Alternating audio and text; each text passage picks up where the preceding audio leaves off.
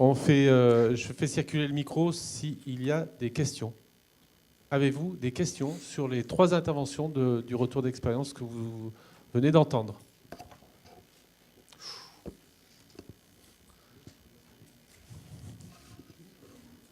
Donc la question va s'adresser à un des 3 intervenants qui aura le mérite de répondre. Merci beaucoup. Bon, d'abord, je voudrais dire à quel point ça a été satisfaisant de voir ces 3 présentations qui sont de très bonne qualité.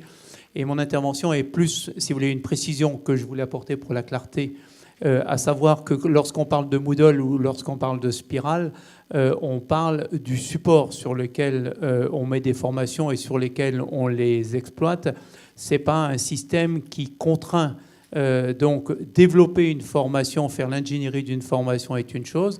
Ensuite, l'exploiter et la mettre sur une plateforme ou sur une autre. Voilà. Il y a des dizaines de plateformes qui ont leurs avantages et leurs inconvénients. On en a eu 2 qui ont été présentés, mais ça n'est pas des systèmes. Par contre, peut-être allez-vous être confronté à d'autres points, comme l'échange de support de formation, donc avec la contrainte d'avoir un portail d'échange qu'on appelle moissonneur. Ça, c'est certainement des questions qui devront se poser entre les différents SDIS.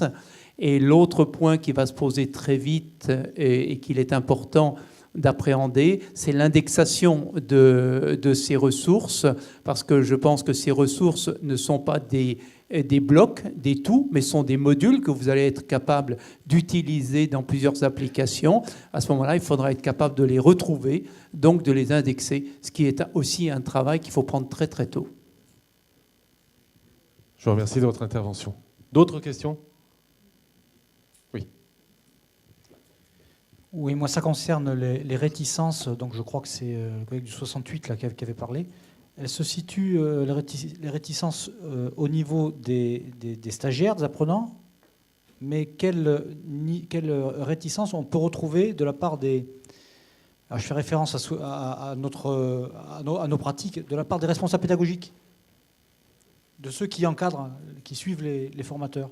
Et quelle réponse apporter à ces réticences-là?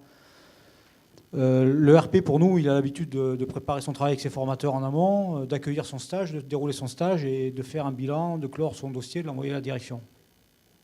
Quel impact sur ces gens-là en ce qui concerne donc le nouveau travail de responsable pédagogique, finalement, qui se dessine avec ces outils-là? Sur cette approche, je crois qu'on est quand même issu d'une culture du formateur qui était extrêmement centrée dans le dispositif. Et donc la nature veut qu'aujourd'hui, quand on met ce genre de système en place, naturellement, on se retourne généralement vers des formateurs. La particularité, c'est que l'individu, le formateur, il a tendance à disparaître de son placement majeur, avec toute la notion, entre guillemets, des égos qu'on peut parfois rencontrer. Je crois que je ne suis pas dans le virtuel en disant ça. Donc par rapport à ça, ça sous-entend qu'on a aujourd'hui un certain nombre de formateurs qui ont clairement, utilisons le mot, de la frustration à se voir potentiellement un peu remplacés par un écran à la place d'être eux au centre du dispositif. Donc là, c'est un enjeu de leur faire comprendre qu'ils ont une autre place, ils sont bien dans l'accompagnement et simplement ils sont décentrés, ils ne sont plus forcément au centre. Ceci dit, leur position au centre était-elle justifiée? Là, c'est un autre débat. Donc c'est simplement leur faire comprendre qu'ils ont une place différente, ce n'est pas eux qui amènent le savoir, c'est eux qui vont accompagner vers le savoir.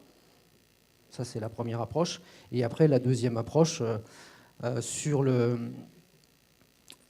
C'est une histoire de culture. Je pense qu'aujourd'hui, les gens qui sortent des études de ces dernières années sont complètement dans le schéma et dans le moule.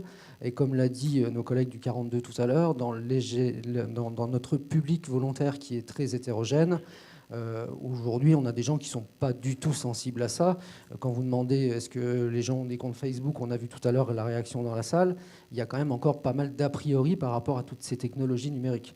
Donc s'il n'y a pas une volonté, une reconnaissance de la totalité de l'encadrement du SDIS sur la pertinence de ces outils, on peut là aussi être confronté à d'emblée.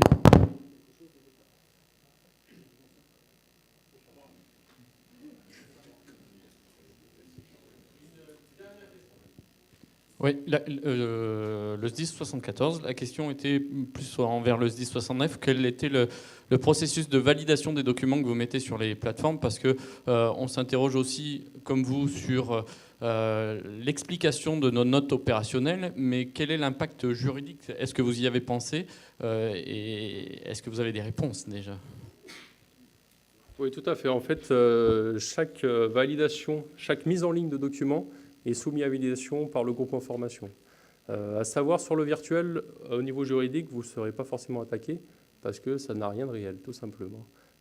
Par contre, on s'interdit de mettre en ligne des rétextes.